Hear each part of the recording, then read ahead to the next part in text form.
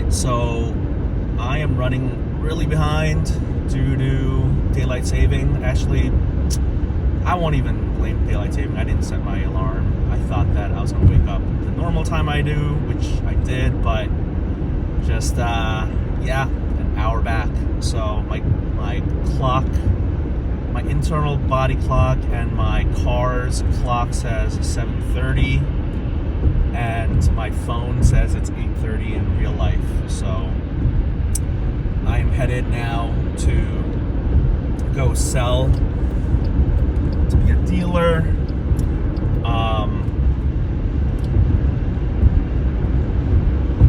Did you know, though, that the day after daylight saving is the day when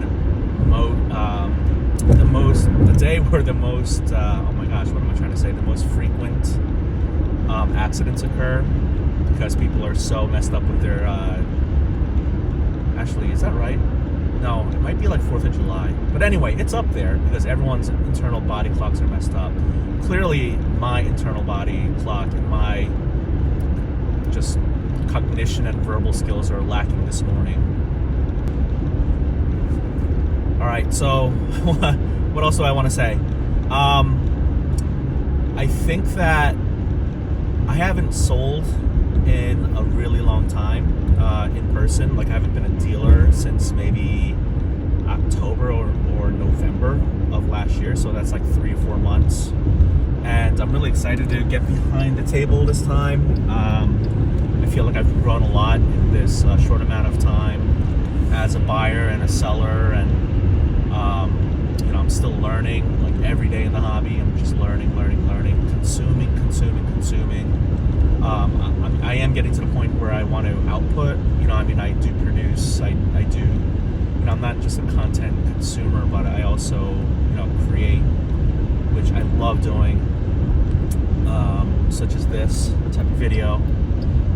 But yeah, for me, I think that it's important to just, again, participate in the hobby. That's what Rob from Sports Car Therapist loves to say, and it's so true. It's just being active, doing any type of gerund, any type of verb, any type of action verb, just being in the game, having fun, meeting people along the way, connecting with people online. I think that's just the most important thing. So one thing I want to say that I'm going to try not to say today when I sell is one big one.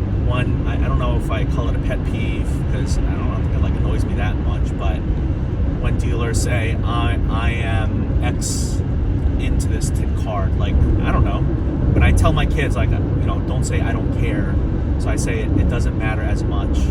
So to me, it doesn't matter as much how much you're into a card, because it's not like if you're really low into the card, you're going to give me a discount. I think it's a way that, these dealers try to justify being, their high prices sometimes, or that, they're going to be firm or stuck on a certain price. But, sometimes you got to take your losses and move. I think that's something that I learned from Roth Cards is, you just got to take your losses. You got to keep it moving. You got to stay liquid. These are things that, if we were all made of money, we wouldn't have to, sell or trade. But that's why we do it, is to stay in the hobby, to be active. And I actually love transacting and bargaining and negotiating. I think there's nothing wrong with, a good, robust negotiation. And that, you pay for something that, your skills to negotiate. And I gotta say, my skills in negotiating I'm still improving on them. I'm still working on it. I think that sometimes I can be maybe too nice, and then sometimes I can be way too harsh. But I think finding that middle ground is, I'm still trying to find my compass, my middle point. So, I vlog or I create content. So I'm in the game and I'm learning, and I continue to sharpen my skills in that regard. The other thing is, I'm not sure how much I'm going to try and create content while I'm the dealer. It's already really hard dealing just by itself, and I think that the really skilled ones are able to create content and deal, but I'm still new to all of this really, and I think wearing many hats is, what we do in life, but it's hard to wear many hats at the same time when you're still not really good at things or experienced. So it's something I'm gonna have to think about. I likely will just press record and see what I get from the videos and see what's usable and what's not. But there's a chance that I just don't publish any of it, that I don't really upload or splice or edit, and just go, that's it. I guess the other thing I wanted to say was I am also selling my friend's baseball and football cards at the show. Actually, the tables they're hers, but she's not able to go to this Stafford show, and so I thought about, well, what could I sell? And I have my basketball PSA slabs, and just trying to help out a fellow collector, hobbyist. She's much better at selling than I am, but she's actually kind of like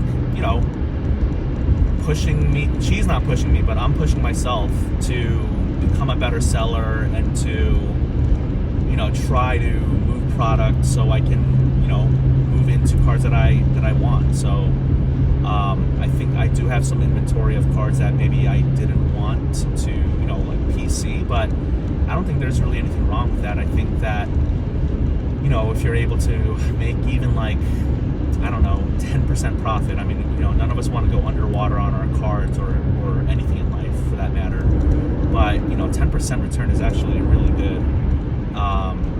In the real world, I know in the card world we want to 2x, 3x things, but I am going to try and get her and myself as liquid as possible and get an influx of cash to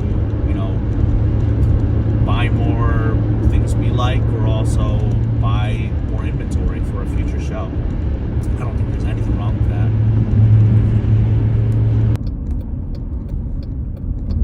Alright, so we are here at a strip mall, or I don't even know if you can call it a strip mall, just a bunch of buildings connected together, and the general public's going to go somewhere here on the right. I'll be parking in the back to unload. I don't have a lot to unload, but it's always good to just kind of park in the loading dock area if there is one. So we're gonna get set up. It's 9 o'clock. Show starts at 9. Wanted to get here earlier, couldn't. Daylight saving. It's all good.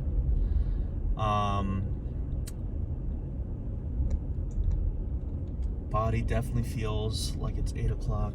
Oh, there are no spots. Maybe there's one back here. Yeah, maybe I'll park right here. All right, let's get it.